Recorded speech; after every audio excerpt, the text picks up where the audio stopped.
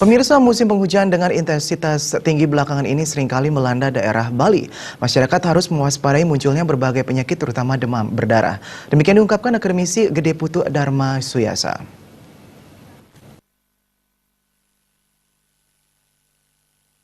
Menurut akademisi yang juga Ketua Stikes Bali Gede Putu Dharma Suyasa, masyarakat Bali harus mewaspadai munculnya wabah penyakit demam berdarah yang tiap tahun angka statistik pasien cukup tinggi.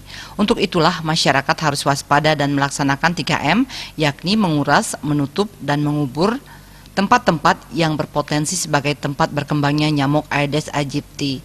Pihaknya juga berupaya terjun ke masyarakat melakukan sosialisasi dan kerjasama dengan Dasawisma dan petugas Jumantik di desa.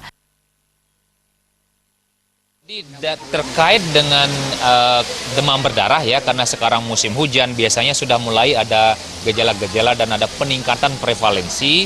Jadi kembali nomor satu itu adalah edukasi.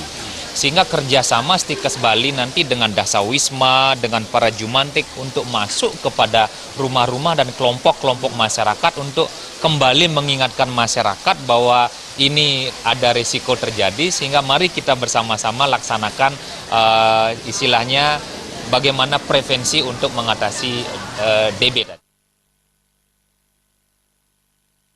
Dharma Suyasa menambahkan pentingnya edukasi kepada masyarakat tentang 3M sebagai tindakan preventif perlu terus digalakkan karena tanpa dukungan masyarakat edukasi pemerintah tidak akan maksimal. Agus Sudatmike, Bali TV.